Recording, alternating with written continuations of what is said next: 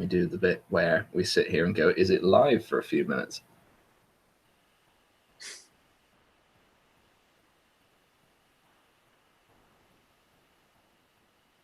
Oh, good, it is. Is it live? There we go. Yes. Well, good evening, everyone. I'm a bad-tempered badger, and I'm here with... The OG Mara Jade. The OG Mara Jade. I was watching the Twi'lek dancers, so... Well, they are very, very distracting, very excellent dancers. Mm-hmm. Oh, there's that thing running out of battery power.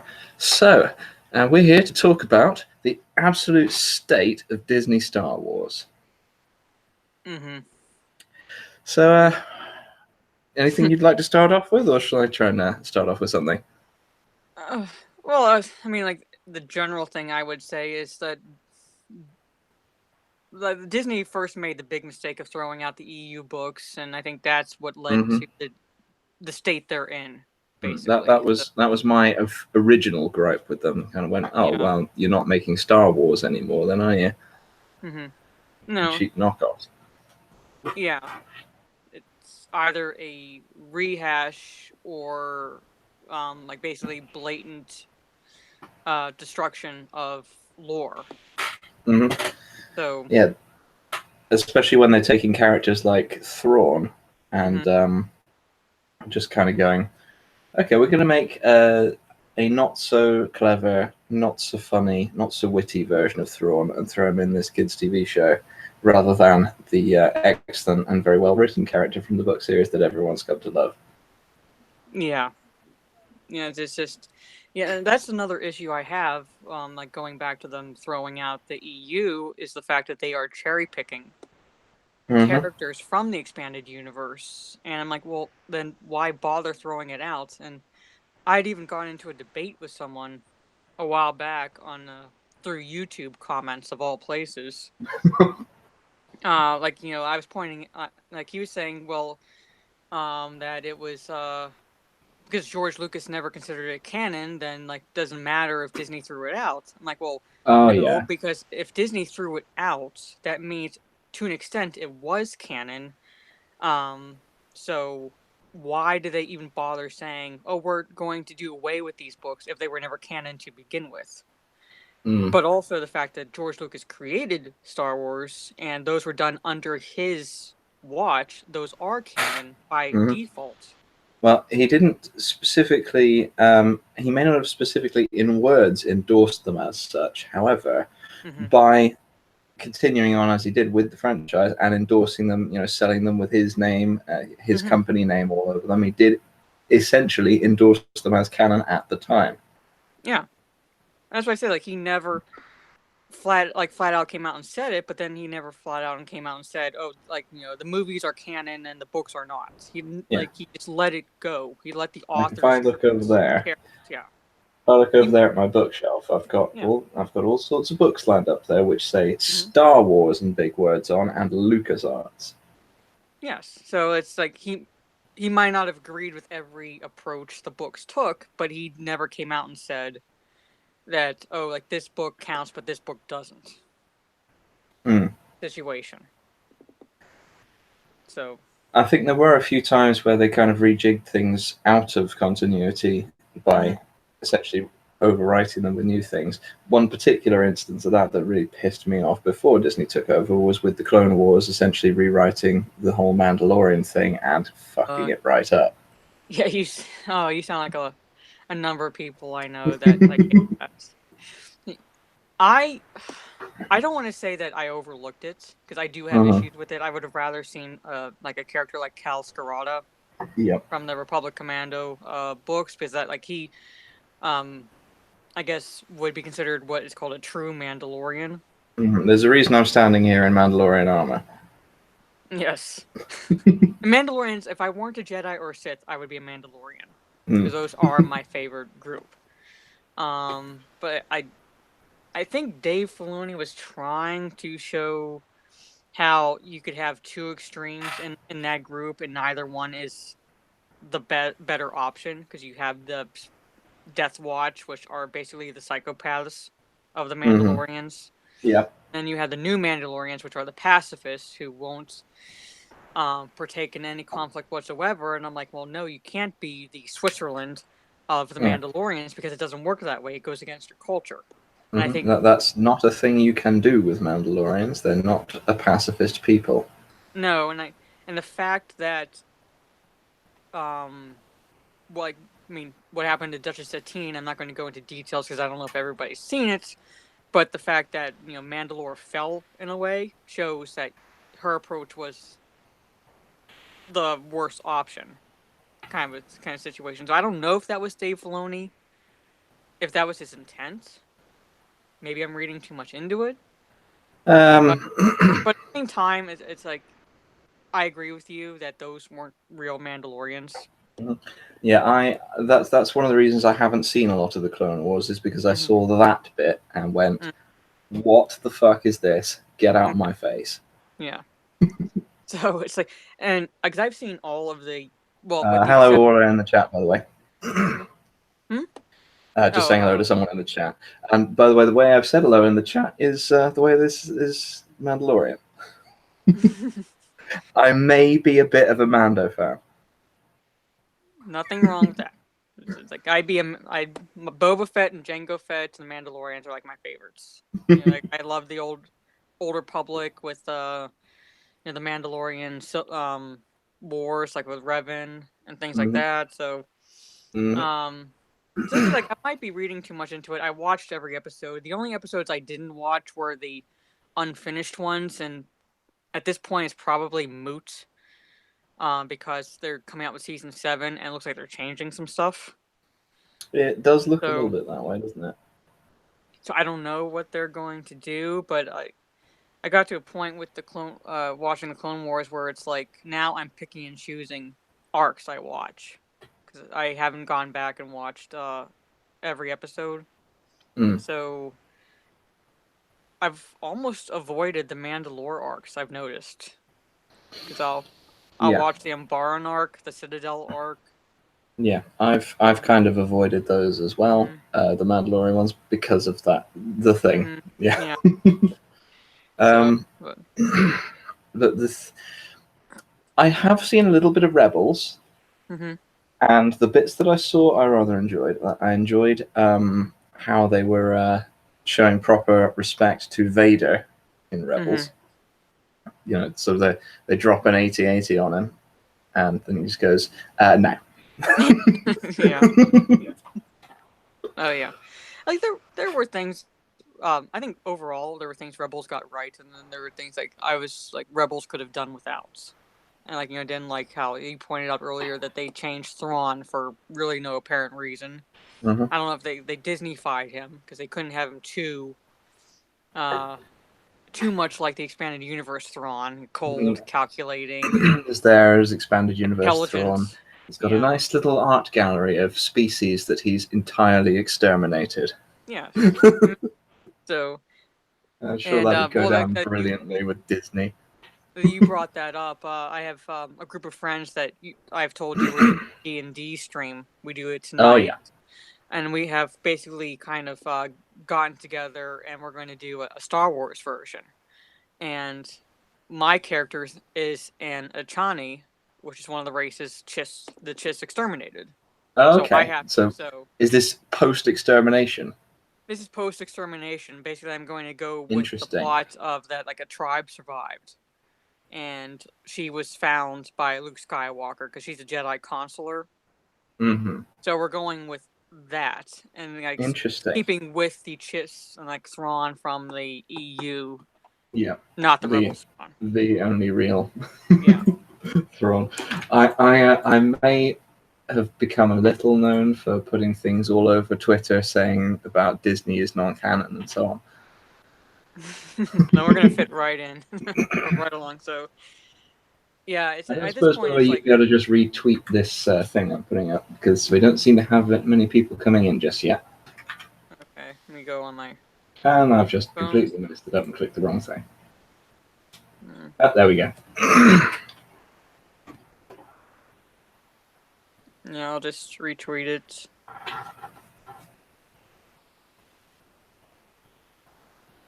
what always seems to happen in my streams is I always end up streaming at the same time as someone else that all the people who watch my stuff also like.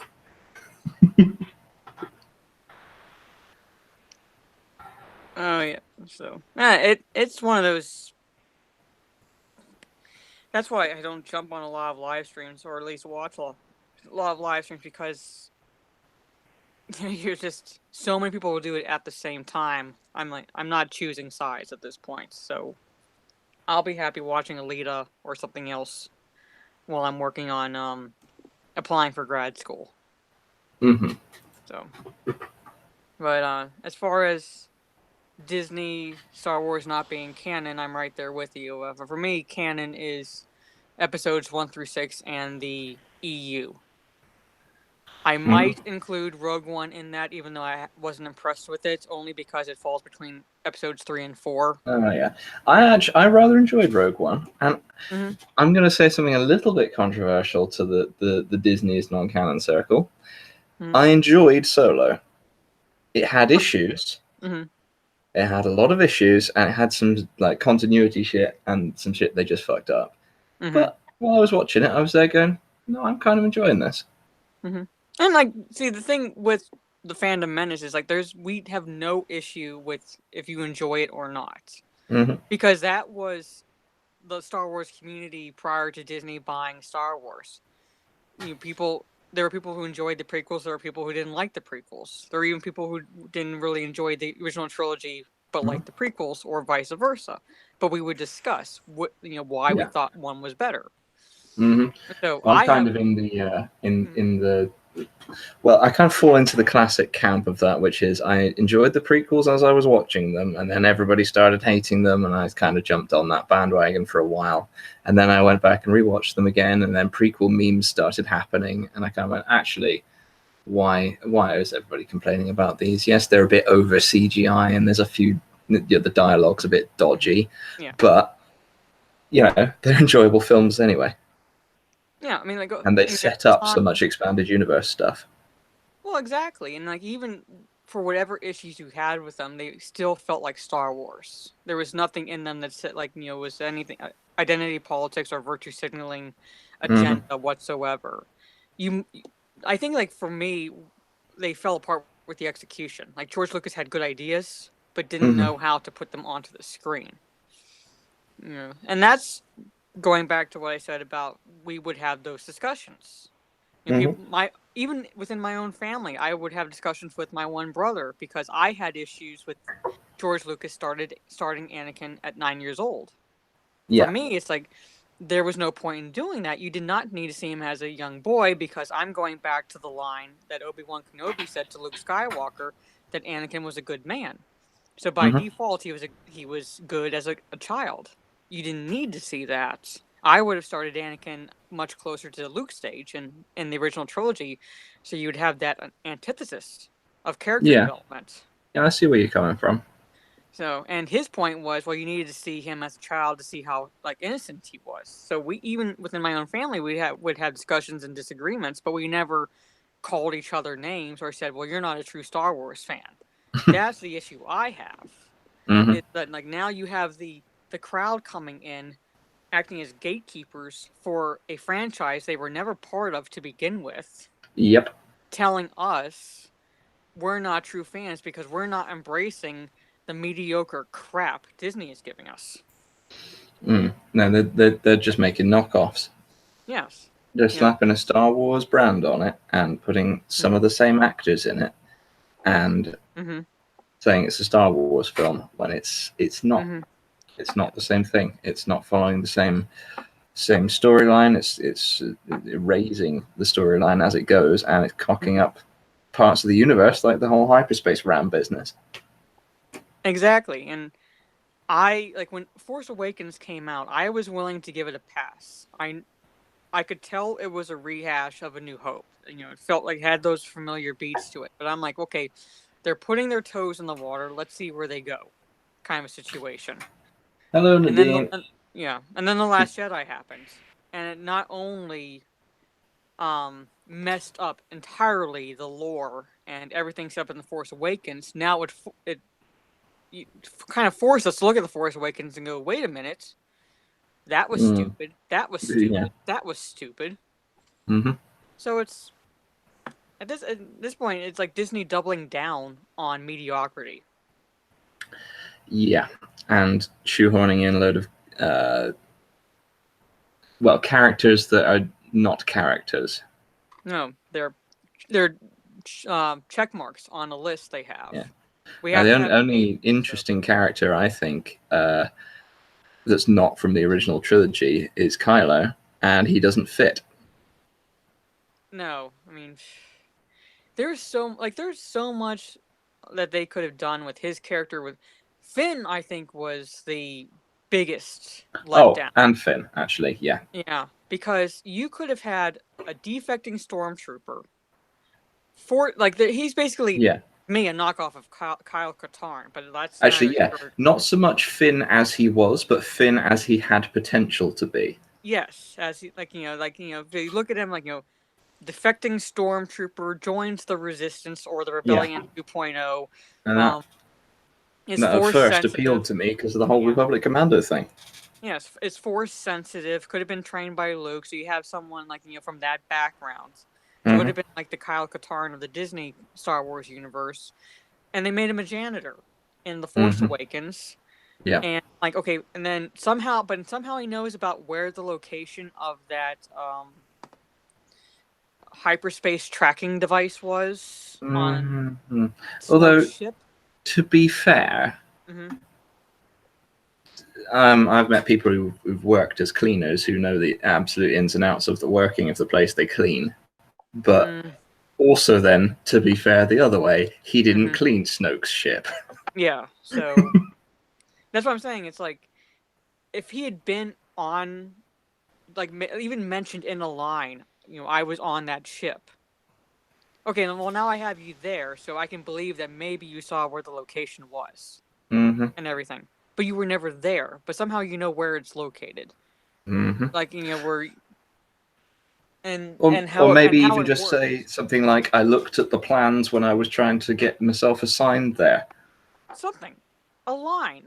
It's all because one or two lines or one exchange of dialogue can tell an audience everything they need to know. The audience is smart enough to fill in the blanks, and Disney doesn't seem to trust us with that. No, they either don't bother or they over-explain. Yes, exactly. So it's like, that's the issue, some of the issues we have. It's, okay, well, this doesn't make sense because they didn't explain it in the movie. Oh, well, it's in the books. I should not have to read the books to get it, that information. The books are like the icing should to be the self-contained. cake. Yes. The books they are can like the reference icing the books. equivalent to the cake. That's oh, if I wanted to learn more, I'll read the book. But I shouldn't. They should reference the books as hey, look, book fans, here's the thing from your books. Yes. But it needs to also have everything contained within it. Yeah, so it's like, even with the prequels, you got most of everything you needed to know from the movies, and then the books maybe filled in little bits of blanks here and there. Yeah. That you might not have been. Or gave a load of extra backstory that wasn't needed to tell the main story, but was, welcome as extra backstory. Yes, and that's the point of the novelizations, and that's what current. I say fans. They're not fans, but the current audience Disney is trying to bring in that don't seem to get that whole aspect of how novelizations work. No, they don't seem to. And so. And then there's other issues. Well, there's just plain bullshit characters like Holdo, for example. Oh God! Don't get me started. What the fuck is her deal? I don't know. Okay, first off, that goes back to the whole unceremoniously blasting Akbar out of the ship. Yeah, I was going to get to that. I was going to get to that in a minute. This whole film thing was a trap for Akbar. Yeah, how do you not notice a purple-haired woman wearing a ball gown in the Resistance? You're not that big, know, and you've been in this location for I don't know how long. How do you miss that woman? And she's the only fucker there dressed like an idiot. Yes, I'm when Poe asks who that is, I'm like, seriously? Did you just get here, son? Yeah. Like, I thought you were the best pilot in this Resistance. Like, what? Yeah. Well, the other thing with Holdo is not only is she just a ridiculous character to look at, which I can get around if they'd written that in better. But she was a shit leader. Yeah. And caused a mutiny on her own ship by being incompetent. Yeah. She was written as either incompetent or a villain. Yes, and I thought she was a villain. But no, she was just stupid. I'm like, that's not what a leader does. Even if you don't want to reveal all the information or whatever you're planning to your people, you at least tell them you have a plan. I see you there, Tony. We're not talking about Star Trek, you prick. Anyway, she could have easily diffused that situation if she had been written like not to just be a character that has to cause a mutiny accidentally.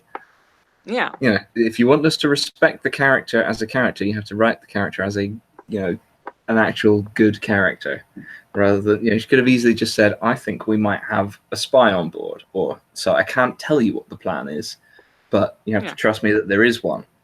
Exactly. One line.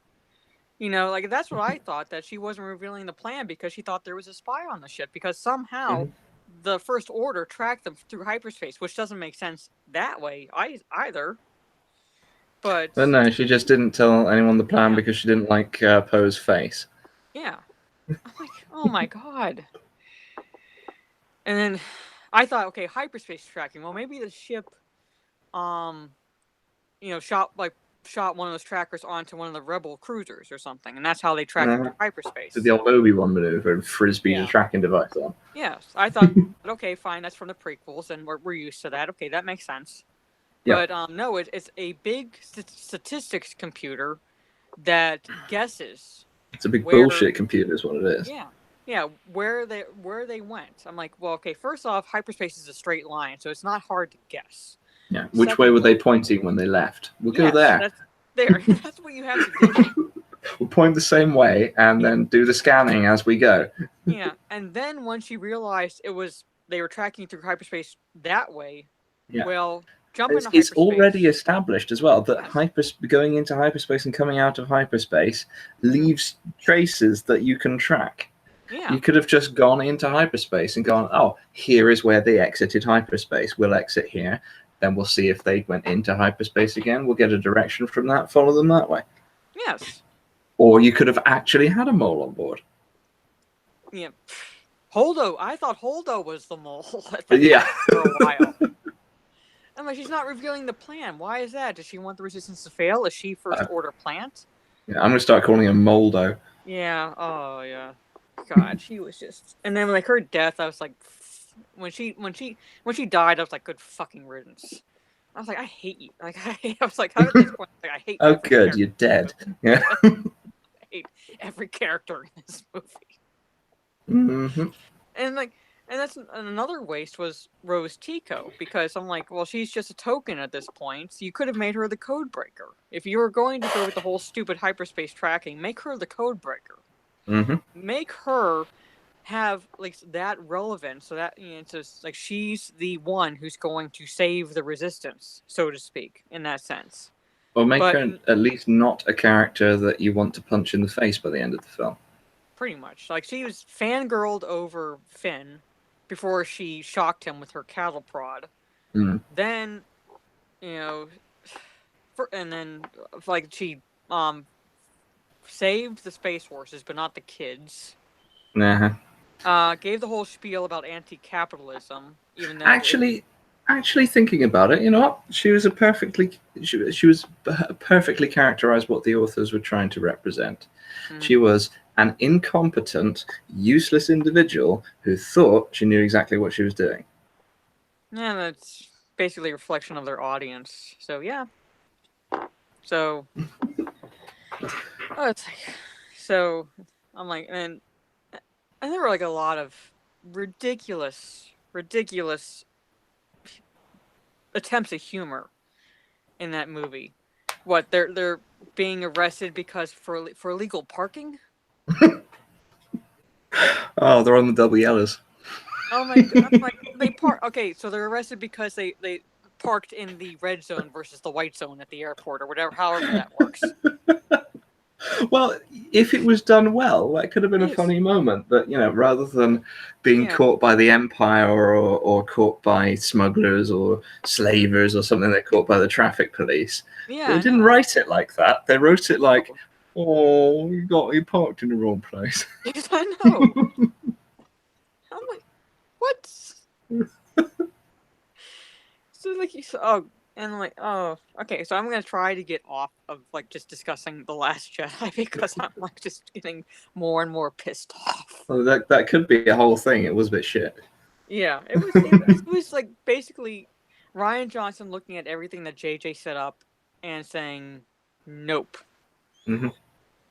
Like really what it is, and then he says, oh, I want to subvert your expectations. Well, no, the proper way of subverting your expectations is the I'm your father reveal in episode 5, or even Yoda was a subversion of expectations because when Yeah, he's a little tiny dude. when Obi-Wan Kenobi tells him to go find Yoda, we're kind of thinking, oh, well, it's maybe another human or the size of Alec Guinness, and Yoda comes Someone who out. looks like a great warrior, as Luke puts Yes, it. yeah, and then Yoda is like what, 2 foot tall, Yeah. but and his whole point is like, you judge me by my size. Mm-hmm. And that was a good way of subverting your expectations. Like, Not only that, Yeah. it's exactly the thing that they are trying to ineptly push now about anyone with the will being able to make a difference. Because Yoda's this little tiny guy, but because he has the strength of character and will and power in the Force, obviously, to do what he wants to do, he is able, in spite of being tiny, to make a major difference in the galaxy. Yes. And it's like, that's how you create a character. That's how you turn the expectations of the audience on its head. Mm-hmm. And like, and even like, even in the prequels, how you figured what Palpatine was doing, but George Lucas kind of masterfully portrayed it in a way where you could see like the influence of history and things like that, but without it being hammered over your head as he's doing it. And then it's the excellent portrayal of Palpatine, even though he gets a little bit hammy at times. Yes, he does. Ian McDermott is a bit hammy. So just no. Oh, that you would die. That was like, I love Ian McDermott, but I was like, okay, dial it back. What are you doing? Dial it back. Calm it down there, chap. Yes. You go a little over the top on it. Yeah. So, but it's like you said, where I could see George Lucas pulling like an influence from history, like with the rise of Hitler. Like just about exactly mirrored how Hitler rose to power. But it wasn't manipulating the whole political system. Yes, but at the same time, it wasn't George Lucas going, see what I'm doing, like as he's taking a shovel to our faces with his agenda or anything like that. It's like, it's just they're trying to do that again with the First Order, but they haven't got the skill to actually write that, so they're just saying it happened. Yeah, and I'm like, that's not how storytelling works. You show, you don't tell. At least in movies. Like A New Hope, we had the one line from Tarkin where he said, like, the Senate has been dissolved. Yeah. Like, okay, all right, so now it's official that the Emperor is in full control. So, like, we got that. At that point, you didn't need any further explanation. All that meant was there was a Senate, there now isn't. We already have met a senator. We met Princess Leia. Yeah. So now she's out of a job. Yes. So we know exactly what the state of affairs is to the extent we need to for the story. Yes, and now we know that we are basically right in an empire, an actual empire, because he mentions the Emperor, he mentions there's no Senate, and things like that. Whereas in the new one, the intro scrolly text just goes, "The First Order has taken over." Okay, who the fuck are the First Order? Yeah, We And don't that's have any another, context here. We don't know what's going on. and that's another argument I've noticed that those that defend I mean, when I say defend, I mean like shill for the Disney Star Wars, and that is like, well, the Emperor didn't have a backstory in episodes 4 through 6. Okay, first off, there was no episodes 1, 2, and 3. At that point, there was no movies prior to these movies. Because if there had been, then that would be the backstory for the Emperor. And at that point, we didn't need a backstory for him because he started it that way. But we got episodes 1, 2, and 3 later on. So okay, that filled in the backstory. And then you bring in 7, 8, and 9, but they go, okay, the First Order is now in power or is taking place of the Empire. And we ask, okay, well, how do they come to power? Are they the remnants of the Empire? Are they this? Are they that? Well, you don't need to know that. Just that they're in power. Yeah, they're in power and they're bad.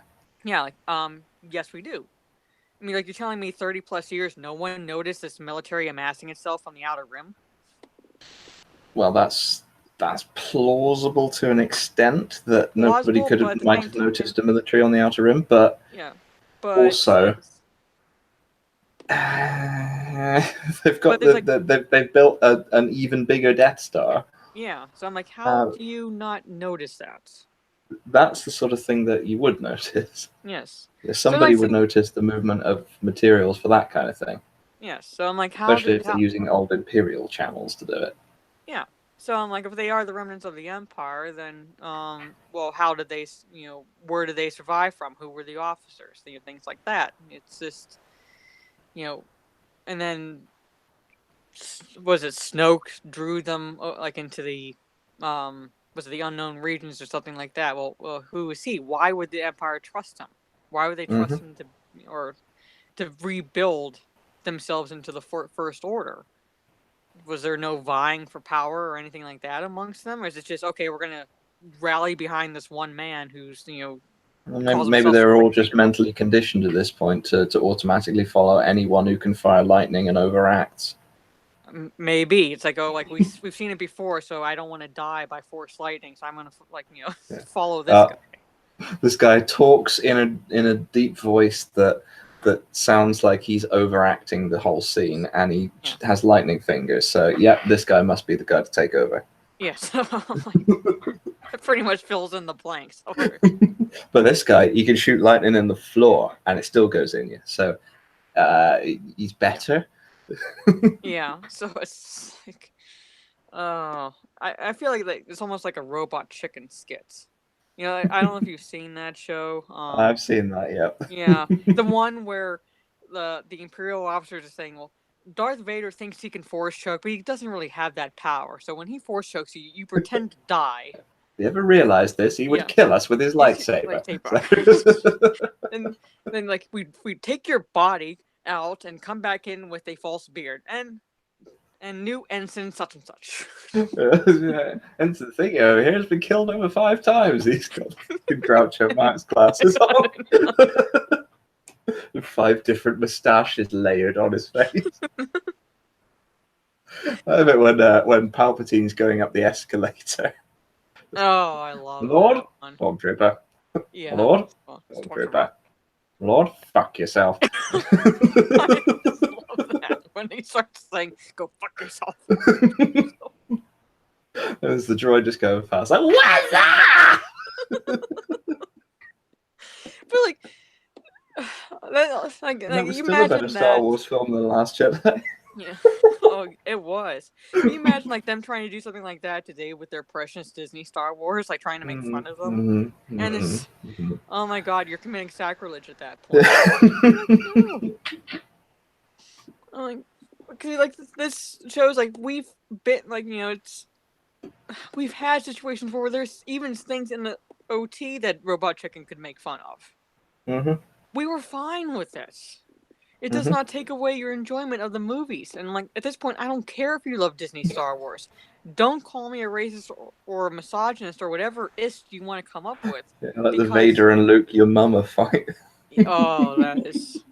Oh, no, Palpatine and Luke, your mama fight, weren't they? Yeah. I also love the, when Palpatine is trying to, threaten Luke, and there's construction still being done on the Death Star. It's like to the side, and like the foreman like raises his hand, and like all the sound stops. So the Emperor goes, "The Force is strong with this one." They all just look at him like, What? It's like, could you keep it down? I'm trying to like handle this thing look, over man, here. I don't tell you how to threaten your blonde kids or whatever, so don't come over here and tell me how to do my job, right? So it's just. Oh, now I want to watch Robot Chicken because the Emperor ones are my favorites. They're my dad's favorite too. He loves the Excellent. he loves the Emperor ones. Especially like the one where Darth Vader is the scene in The Empire Strikes Back where he's like kneeling down before the hologram of the Emperor. And the Robot Chicken one has him like dialing for information to find a bounty hunter. Oh yeah. So you're so tiny down there, like one bit mean pepper shaker. It's like bet that knee is starting to hurt. So I'm like, Just go see the hairdresser. yeah. Oh god. Whoa, you look crazy. And Palpatine goes, I just want to curl up in a hot bath and cry. Oh no. Like, call this. My sister's dating a bounty hunter. A bounty hunter. Oh, but like that's when like Star Wars was fun. You could make fun of it and still enjoy it. And you could have the serious aspects of it. Yeah. And the funny aspects of it, and they didn't have to be all mashed together into a load of shit like with The Last Jedi. Like just having a serious fight scene, big serious battle where they're blowing up the rebel base for some reason, even though they could have blown up the transport ships and wiped them all out before they got away. But we'll ignore that. They're blowing up the base, and it's all terribly sad and serious. And then there's Poe there flying in, talking about the guy's mother. And then it goes back to all the bombers dying, and it's all sad, and the bombers are poorly designed, and Rian Johnson should have fucking not just tried to ape a World War II film and should have designed bombers properly. But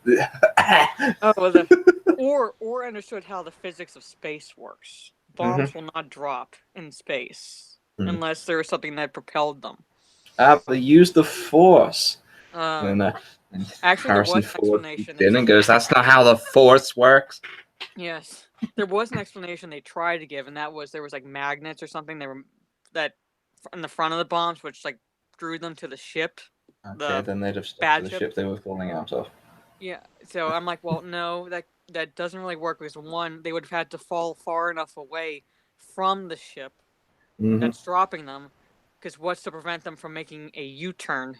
Back up into the bomb. I could have come up with an explanation, which would be that there's some kind of magnetic railgun system in the droppy section of the bombers. But then, why didn't they just have not shit bombers that can actually fly at a reasonable pace? Yeah, they already had Y-wings. We've had them for years.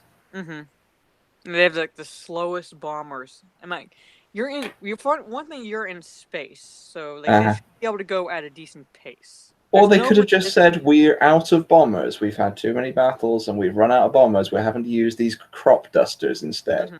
Yeah.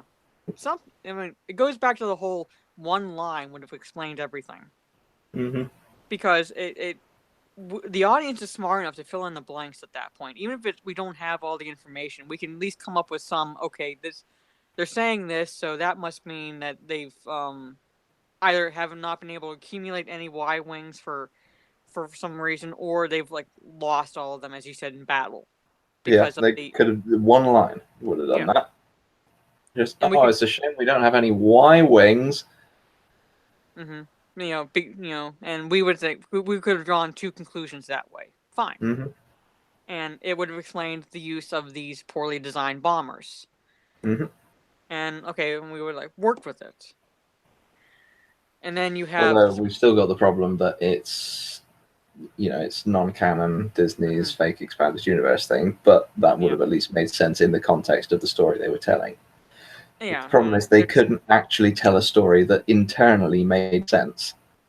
No, they had to rely on original trilogy characters. I mean, if they'd been treated with respect, I would not have had any issue with Luke, Han, and Leia being in the movies, like Chewie, Yeah, C-3PO. I'd have had an issue that they were rewriting the story for the original characters, even if they had treated them respectfully.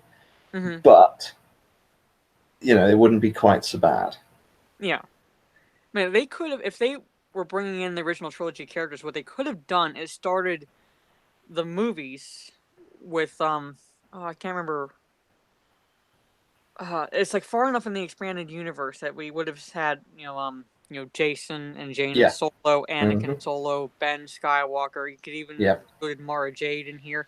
That's So another one of my complaints. yeah, so Who the I'm saying fuck like is you could. Ben Solo? There's no fucking Ben Solo. It doesn't make any sense to name him Ben because the Yeah. only connection Ben Kenobi had was through Bail Organa. They didn't even Leia know never. him as Ben.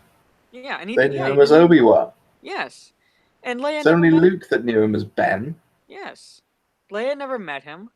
Mm-hmm. Luke has a much closer connection to him than Leia does. So, but why is she naming him Ben? Mm-hmm. It does not make any sense. Ben Skywalker is the one that makes sense. So you could have had that character. Well, actually, I think Kylo Ren is almost like a poorly written version of Jason Solo, especially if they make Rey his sister in some way.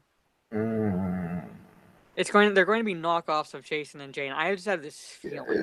They're making a whole bullshit thing. Yes. So, but I'm like, well, people. And first off, I'm going to go back to. I am also starting to get sick and tired of the strong female phrase. I'm like, I'm not using that anymore. I don't want. I'm getting sick and tired because it's being used against us. I'm like, and you saw, as I pointed out in that tweet, where I pointed out female-led franchises or movies. Like, we've had good characters that happen to be female and strong, but when you have the social justice weirdos coming in, focusing on the fact that they're female first, that's what I have an issue with. You need to write a strong character. Yes. And then Ripley started out as male in when they were creating or like writing the Alien movies. Yeah, and then became one of the most iconic female characters in film history. Because Sigourney Weaver came in and impressed Ridley Scott. It had nothing to do with her gender. It just had everything to do with the fact that she came in and had a presence that he liked. And he made Ripley a female. And it worked. Yeah, they don't make them like they don't make them like that anymore. No. And then but like for the crowd now, to have a strong female character, she has to be perfect. Yeah. Although I like I liked Daisy Ridley who plays Rey. I just don't like Rey. Mm-hmm. Well, yeah, I'm like. I think she's a good actor. I just think the character's awful. Yeah, that's another thing. Like we'll complain about the character, and they say, "Well, you have a problem with the actress." No, I don't have a problem with the actress. Yeah. For one thing, I don't know her personally. So the thing with Rose, what's her name? Rose Tico, the actor that played her, did the best job she could with the script she had. She was there portraying the emotions she was told to portray and saying the lines she was told to say with the emotion that she was supposed to. She did everything an actor is supposed to do. Unfortunately, the character was a load of bullshit. Yeah, but if we complain about the character, we're racist. And then I'll point out, well, no, we've had this character that's also an Asian, or this character that's also black, and like all the fans have loved these characters for years. Well, that doesn't matter because you're still sexist or racist. I have no idea how to respond to that. One of my favorite bits in the first one is Leia grabbing the gun and shooting the stormtroopers. Yes. So what do you do? Well, someone's got to save our skins. Yes. Yeah. And then we're stuck. Oh, it's okay. Leia's found a way out of this situation. Yeah, but it wasn't at the expense of Han or Luke. It didn't make them look like idiots or anything like that. It just showed, well, Leia's willing to step into battle. She's a princess, she's a senator, but she's willing to pick up a gun. Well, it did have a little bit of an effect. It made Han feel, oh, actually, this person is Yeah. Yeah, at first I mean, he yeah. felt a bit put out that this person is grabbing his gun and shooting stuff and doing things when he's supposed to be leading this, and then he's actually I like this person, I respect this Yeah. person. I Yeah.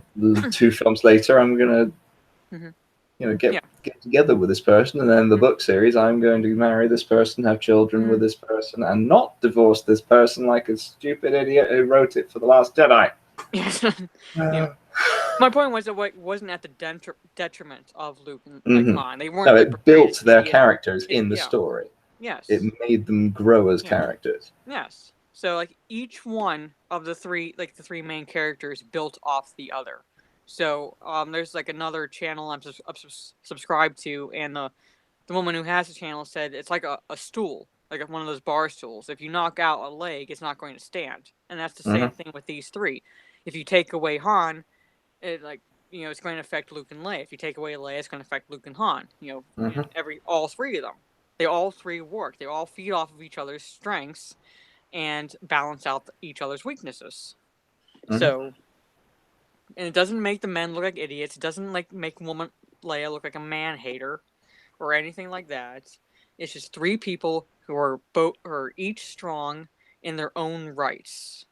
Yeah, they all have their own specific thing to bring to this scenario.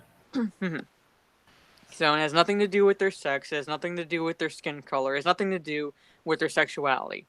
It's they are well-written characters first who just happen to be white, who just happen to be female, who just happen to be straight. Because those are secondary characteristics, and that's what I feel like I'm speaking an alien dialect when I'm trying They'd be to important to the characters, but they're not important to the story currently being told. Yes, I'm like, that's what they can't seem to understand. I'm like, it doesn't. The fact that this character is gay does not affect the story. This is a character who happens to be gay. Here's the story.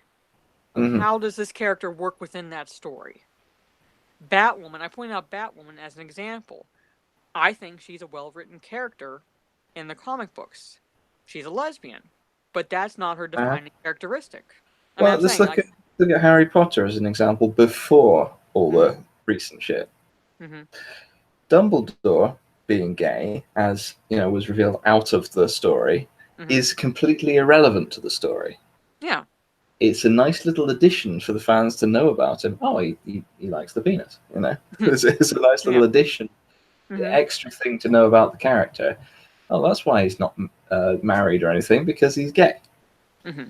But it's irrelevant to the actual telling of the main story, and knowing that at any point in the books would have just been kind of, oh, okay, we didn't need that line for telling this story. Yeah. And that's what I generally try to point out if anybody, like the ones I had to deal with this past week, decide to try to debate with me about things. When I say debate, I use that term very loosely. Because most of the time, it's them using the buzzwords from whatever Tumblr post they read. And I point out to them, well, no, this happened and this happened. This is not relevant to the story. But this is what we want. We want a good story with good characters. The fact that you have these three characteristics of, like their race, sexuality, gender, that's not, it does not affect the story. No. Why are you putting emphasis on it? I mean, it's fine even just mentioning it. Just as part of the characterization so that people can get to know and relate to the characters, but it should be done for that and not labored. Just let it happen naturally as part of the story. Just maybe like let's come up with a hypothetical of a gay character in a Star Wars setting. There's a load of rebels that are. Let's look at a kind of Rogue One-esque mission. There's a load of characters. One of them is gay. There's another two. It's like a little commando group. One of them's gay. There's another two who are lesbians, and there's another one who's trans. This is not at all relevant to them doing their commando mission. It might come up in discussion around a campfire before they go in one day and say, "Oh, so why are you not married?" I just haven't met the right man yet. Oh, you're gay, are you? Yeah, okay. Yeah. But like something like similar like that happened with the Walking Dead series. I stopped watching it a while back, but I've caught snippets here and there. And the character that goes by Jesus in the on the show and in the books, he's gay. Okay. And how we found that out was like a line like that. Well, I just haven't met the right man. Yeah. Fine. All right, now I know he's gay. Moving on. It's not relevant to the fact that they're trying to survive in a post-apocalyptic scenario. Yeah, they could make that a relevant aspect of the character later. Write a story arc around it, but laboring that point when it's not currently relevant to the story just slows everything down, makes everything cumbersome, and makes the story dull. Yeah, it's really just trying to get woke points at this point. Like whenever Marvel or whatever comes out and says, like, look at us, we're putting a gay character in the movie. I'm like, okay, fine. Why do you have to point out the fact, like, that the character is gay? We could easily find that out in the film or through, like, looking up that character. Like, but he or she is gay. That's important. No, it's not. Not to this story, it's not. No, it's not. And it's, oh my god. Or like, this character is black. Right. Well, we've had black leads before. What makes this different? Well, it's black. No, it's not anything new. You're racist. Okay, fine, whatever. It's that's it's I don't think why I even get into debates with people. I just ignore them at this point. So, but it's a whole mess. Yeah, like that. It's I don't know how many different ways I can say that, like, these characteristics aren't relevant to the story. It's not that I care about whether or not they are these characteristics. It's just that they will not have as big of an effect on the plot as these people think. Because, I pointed out in tweets we've had these characters before. Female, black, LGBTQ, whatever. Had no effect on the popularity of the story. Yeah, okay. Or had no effect on the story itself. Let's look at Alien. Let's look at Aliens, rather. The guy with the big smart gun that's not the woman. I can't remember what he's called. Dies before they get out of the place. What about that story would change if that character was gay? Really, nothing. Exactly. It would not affect the story at all. And what about the story would change if that character had been born biologically female? Again, no relevance. Yeah. Once that character is established as the Marine with the big gun who dies in the film, none of that is relevant to what is currently going on. That could be interesting backstory to tell in a book or something. Yeah. It's like, that's like that the story of that book. Yeah, that's where you kind of fill in little blanks that maybe the audience wants to know. Like, oh, that's where we find out, oh, like, he was actually a gay man. Yeah, maybe that's why he and what's she called, Vasquez, aren't so competitive with each other as the others are, because they don't feel there's no sexual tension between them, so they get on. Yeah. So, but that's not relevant to the story once they get in and they're shooting aliens. Yeah, no, and that's like why that's again that's they're putting more emphasis on those characteristics than need to be for these stories. And what we're trying to point out to them is they have no effect on the stories. Like, when you look at, like, all these franchises as a whole, if you were to change a character's sexuality or gender or even, skin color, it would not change the overarching plot. Like, you brought up Aliens as an example. The Marine sergeant who shouts at everyone when they're coming out of the cryopods. Yeah. Let's say he was a woman. Yeah, it would not He's change it. still, or rather, at that point, she is still the sergeant who's shouting at everyone getting out of the cryopods. The only thing that would change about the story is maybe they'd say slightly different snarky responses. Maybe, yeah. But there, you still have that plot of it's a survival movie, it's an aliens movie. The fact that the sergeant is a woman at that point is not relevant at all to the fact that we're now in a fight for our lives. Mm-hmm. The problem is when this is done with established characters, like, well, there's that whole Thor thing going on at the moment. Oh Lord! And now they're even pissed off that people are calling her female Thor. Mm-hmm. I'm like, well, there's no. Well, first off, there's no That's what winning she with is. these people. They've And just they've just reskinned Thor with boobs. yeah, and I'm like, and then I tell them, well, no, you don't call her Thor. She's taking his power. Thor is his name. That's not his title. So she would be the mighty Jane Foster, and that does not have a good ring to it. Yeah, it sounds a Like bit meta. who's going to be threatened by the mighty Jane Foster? But you have the mighty Thor. You know, that's like sounds like someone that you would be afraid of. Mighty Jane Foster sounds like, I don't know, like some girl who's trying to cosplay, like trying to draw Well, like if it's like written Comic-Con. well, Yeah.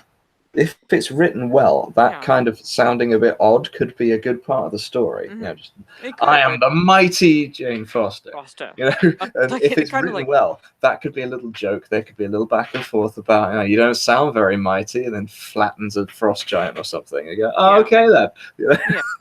Like it could be But done humorously, but then yeah, they're trying to stress the fact that now Thor they're has been not going to neutered. do it humorously. Yeah. That's the problem. Yeah, like now that Thor has been neutered, we're going to bring in a woman who's worthy of the hammer. And I'm like, Mm-hmm. well, how did she become worthy? You don't see that in the first two films. In which And case, why isn't she's gone all for the of the third other movie. Avengers worthy?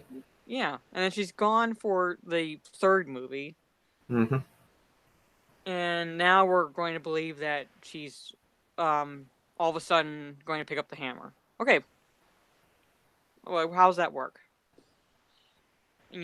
I thought the whole point, and I thought that was the whole point is you had to prove your worthiness, and she has not done that so far. Hmm. You're going to make us believe that in one movie she's going to do that. It's like And with it's like with Holdo rather than Akbar in the Star Wars again. You could Yeah. have had a great send off for the character of Akbar Yeah. in that scene, even though the hyperspace ramming would have still been bullshit. People No. would have looked on it a lot more favorably because it was Akbar doing it. Fan favorite character. Yeah.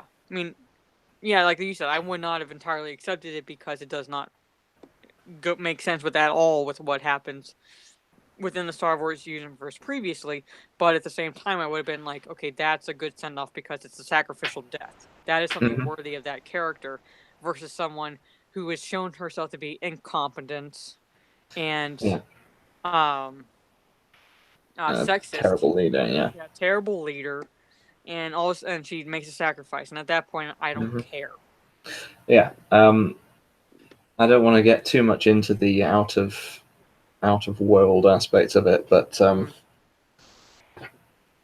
I read a whole thing about the guy who originally played Akbar, who I believe is now no longer part of this world, if you catch my drift. Mm-hmm. Who felt very well shat on, basically, because came in, wore the suit all day. It was I believe it was the same person who originally played Akbar. Yeah. And basically, only recognition he got from being the fan favorite character for 30 years is getting to say that's a wrap at the end. Yeah. No, like watching that, it's heartbreaking because you treated his character like a joke. You took, arguably, like it's an iconic line. It's a memeable line, but it's iconic to the character, and turned it into a joke for the actor at the end of his run as Akbar in that movie. Yeah. Like, you don't disrespect an actor like that. No, that's just shitty. Yeah. At least it could have been funny if the actor was in on the joke and they'd done some other stuff to recognise the contribution to the story that the actor had made, but they didn't do that. They just, No. hey, you'll be fine just making a joke out of yourself and then pissing off, won't you? Yeah. That's all it was. And I'm like, no. After we blow you out of a window. Yeah. You just no. I mean, like as you said, like if they had done some sort of like recognition for him and then said like it'd be like at least let him know what they were planning. It's like we think like we're going to do this, and we think it would kind of be funny if at the end you said this. I don't think he would have minded because at that point now he's had the respect of his character departing the series and his contributions to the movies. With the humorous aspect of the line that he's known for saying, and like done it, like I said, like in a comical way. With instead of it's a trap, like they did in Robot Chicken, for example. Yeah. Back to Robot Chicken again, but Admiral Akbar cereal. Oh God, yeah, I love that. Oh, I love the one where your taste buds can't repel flavor of that magnitude. Oh no, I love the one with Mon Mothma ordering the calamari, and Akbar going, "I'll have the." It's like, I'll have the insensitive bitch with a side of fuck you. I love that one.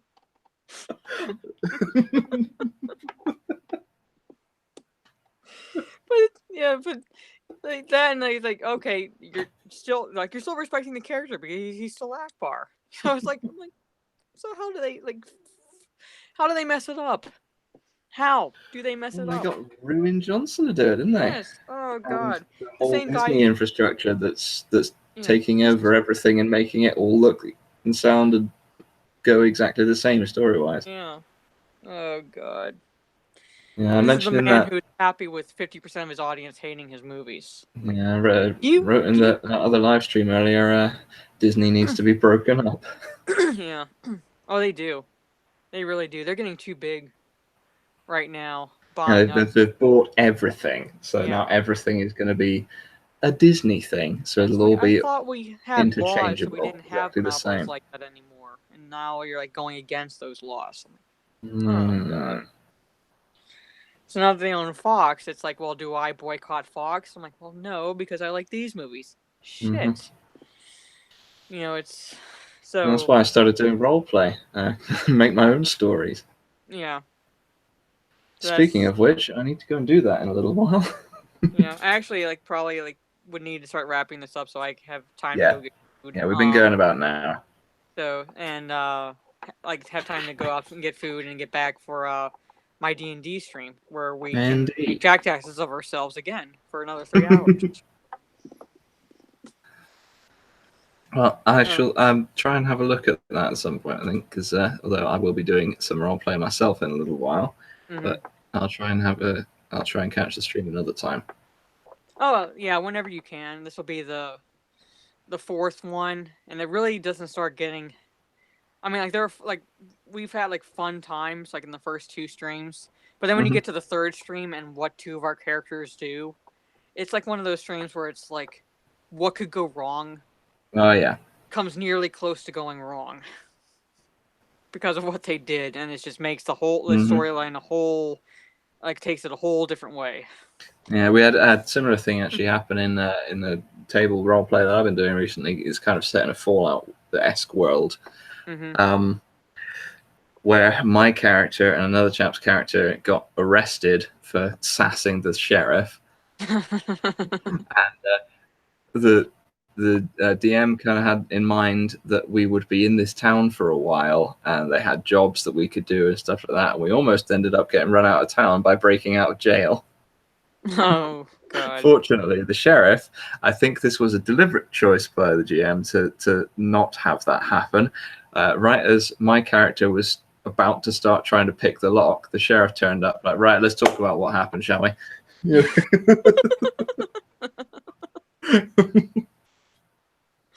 Oh yeah, that's where I think the DM has fun because. No! How can I stop the players fucking this whole thing up? Oh yeah, But our poor DM for the last session, it just happened so quickly. He had no way of being able to like step in and stop the choice. Like the choices one of our players started to make, so he had to go with it like the whole time, and it was like one cluster after another. And I'm like, we're trying to get out of this town. Please stop messing it up. That's the thing, when something you think is going to take like one session takes 2 months. Yes. We're getting to that point. I'm like, we need to leave this town. Please stop messing it up. All the story is in the next town over. Yes. Please leave the bar. Yeah, please. Or in our case, it's like the next island over. We have to take a ship. I'm like, stop it. We'll never leave this place. Excellent. Right. Well, I think we should probably wrap it up. So I think the closing thoughts on it is Disney should be broken up. Disney Star Wars is non-canon. And Ruin Johnson can go fuck himself. Yeah. True words were never Would you spoken. agree with all those? Yeah. Yeah. Especially the third part. I'd love to tell him that on Twitter. Maybe I'll get blocked finally by him. Strangely, I haven't been yet, even though I have specifically tagged him saying Last Jedi was a bit shit, wasn't it? Yeah, I have tagged him too, and he hasn't. As far as I know, he hasn't blocked me. So I gotta go back and see if he has. He hadn't last time I tagged looked. him with the Empire Strikes Back scene, with the "I'm your father" scene. I'm like, Ryan Johnson, this is how you subvert expectations. Thinking that would get me blocked, and that didn't. So, oh well. Although, I don't know if you're familiar with the whole YouTube atheism scene. Not really, no. Okay, well, there's a whole thing going on with that. But there's a chap in it known as Steve Shives, who's well known for blocking everyone. Okay. Somehow I'm not blocked by him. Apparently, somehow I managed to avoid being blocked by most of the block-heavy people. Yeah, that is strange. I mean, I was blocked by Chuck Wendig somehow, even though I never interacted with him or tagged him. But maybe it's that I'm British, so I sound like I'm even when I'm telling someone to go fuck themselves, I sound a little more reasonable.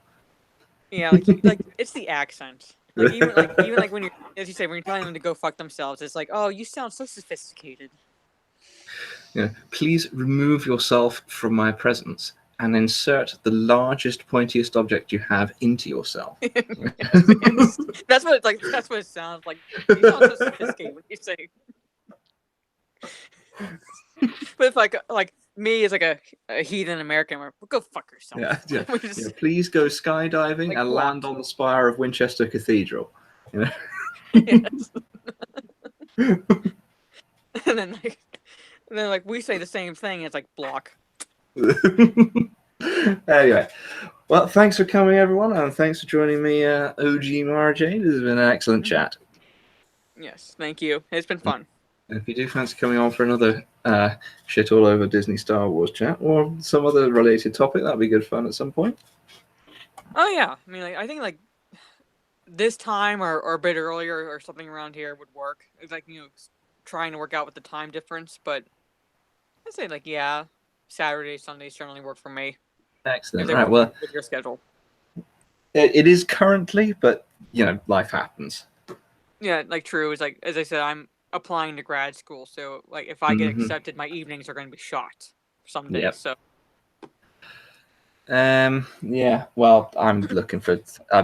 It's life just happens, so you just got to take things as they come. Anyway, so thanks for coming, everyone, and thanks for joining me. And good night, everyone. Good night.